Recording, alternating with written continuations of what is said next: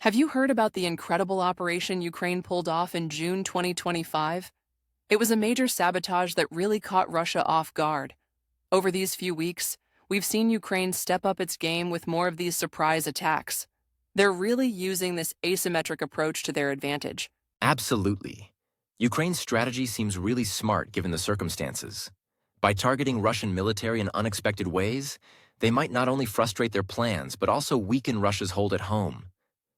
Every operation seems like it's meant to shake things up and challenge the Russian military's confidence.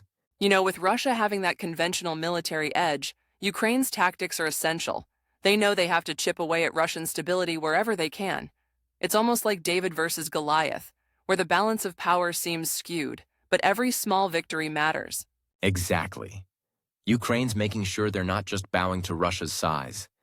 They hope these tactics can disrupt Russia's operations and maybe even alter the course of the battlefield. It's incredible how they're adapting and staying confident in such tough times. Let's dive into how Russia is currently managing its operations. Russia has a manpower advantage on the battlefield, right? Their strategy heavily relies on infantry assaults, despite the heavy losses they suffer. This approach often surprises me. They focus on territorial gains, even though these tactics lead to massive casualties. It's a clear example of their willingness to endure losses for the sake of holding more ground. That's true. And have you noticed their transition from using armored vehicles to motorcycles and buggies for troop and supply transport? It's fascinating because the slow-moving tanks became easy targets for Ukrainian drones. By conserving their armored units, they're adapting to new war realities. They prefer using lighter, agile modes which are less vulnerable to drone strikes, trying to sustain resources for future operations. Absolutely, and it's a strategic move on their part. But while Russia is adapting its logistics, it seems they're also getting ahead in drone warfare. Reports say they have improved their production rates and effectively use fiber optic drones. Ukraine still relies on drones for defense but struggles with manpower limitations. This shift in resources and strategy shows how Russia could leverage its advantage on the battlefield. Yes, that's a vital point. As Russia improves its drone capabilities, it presents a serious challenge for Ukraine. These developments highlight the importance of adapting military strategies to overcome opponents' strengths. And by the way, if you're enjoying this discussion and would like transcripts for all our podcast episodes, just click Join to get a paid membership and support us. We truly appreciate your help. While Ukraine and Russia have a similar number of troops, the big challenge for Ukraine is having less in the key areas where Russians are advancing. It's tough because Ukraine has to keep many troops in the rear and on inactive fronts. This situation helps Russia open new fronts, stretching Ukraine's defenses even more. Balancing troop distribution in such a dynamic environment is a real struggle for the Ukrainian forces. That's a tricky situation for sure.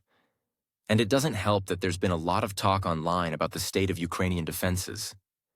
I heard that some of the anti-tank pyramids were just lying on the side of the road in Sumy Oblast instead of being installed.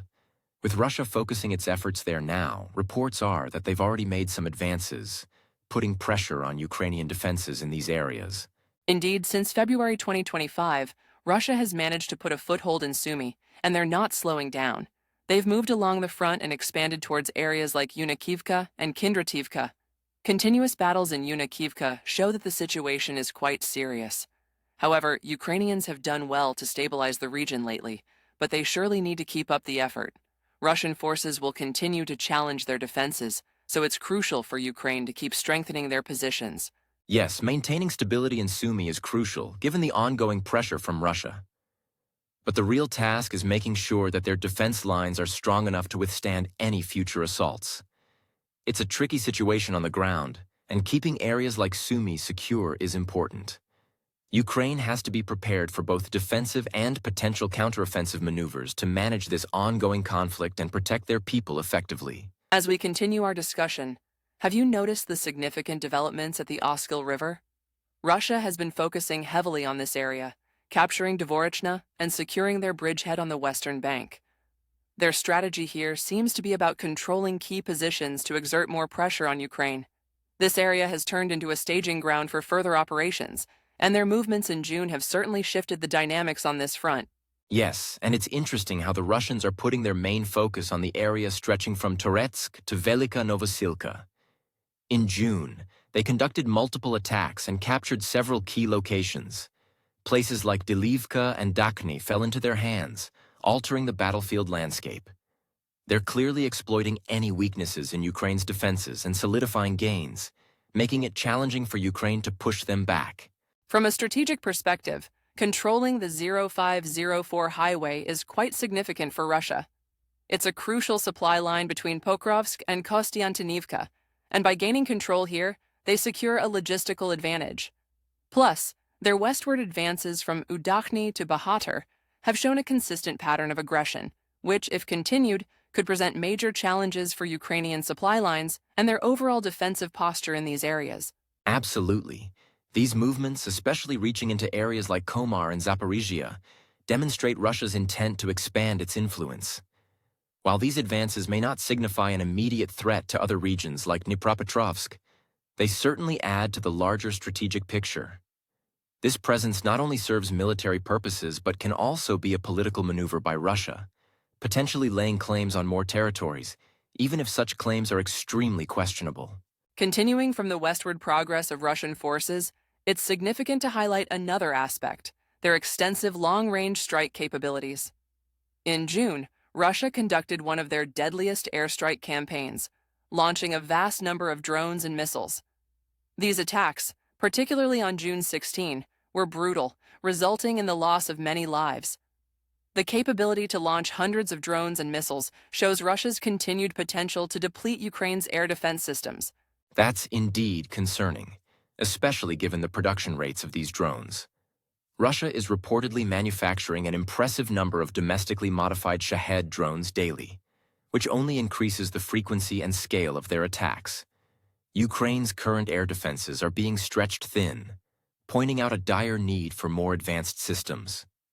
As these resources dwindle, it becomes critical for Ukraine to bolster its defenses to manage such large-scale air assaults effectively. Exactly. To counter such threats, more air defense systems are essential for Ukraine now.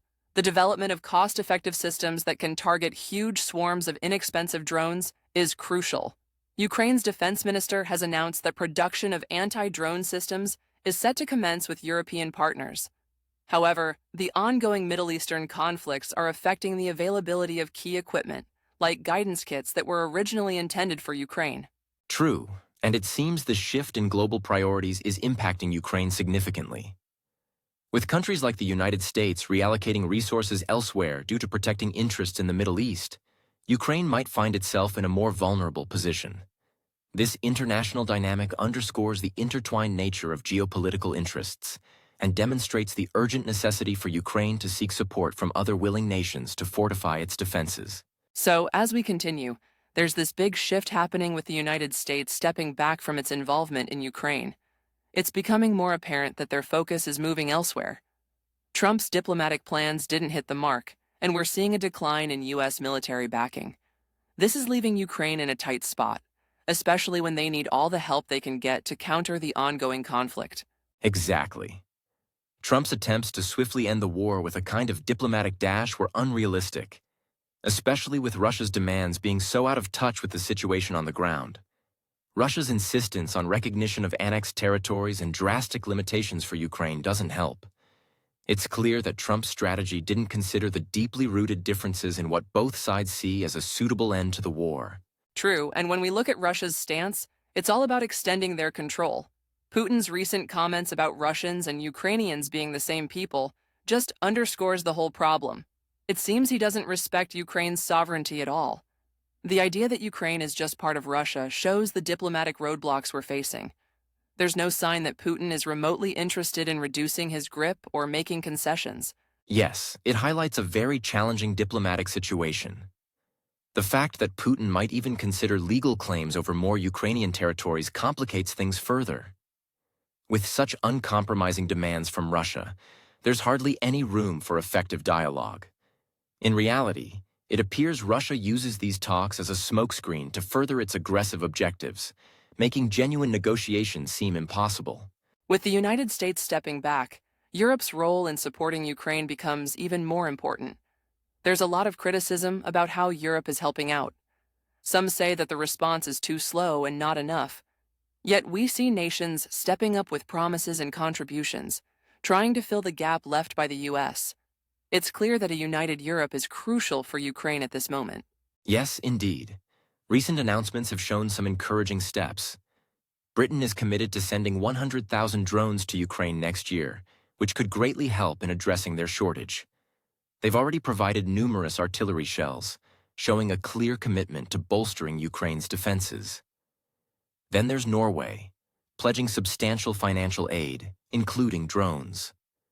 This combination of financial and tactical support from various countries can be a game changer for Ukraine. Absolutely, and we shouldn't overlook the recent aid from France. Their defense minister has been active in ensuring military support goes beyond just weapons supply. Sustained support is key here, not just one-off contributions. The focus on drones and artillery could significantly influence Ukraine's ability to maintain its defense lines. This support helps Ukraine deal with manpower shortages while improving their domestic military production capabilities. That's right. The focus on extending aid in areas that are critical to Ukraine's needs underscores Europe's recognition of the ongoing struggle. Drones, in particular, have become a central component of modern warfare, offering strategic advantages that could change the dynamic on the ground. It's pivotal for international allies to continue their support, as it not only boosts morale, but also provides Ukraine with practical resources needed to face the challenges ahead. If you've enjoyed our discussion and want to stay updated on these critical developments, remember to like and subscribe to our channel. Your engagement helps us bring more in-depth analysis. Additionally, by clicking the Join button on our YouTube channel, you can receive full transcripts of our episodes and further support our work. Stay connected, stay informed.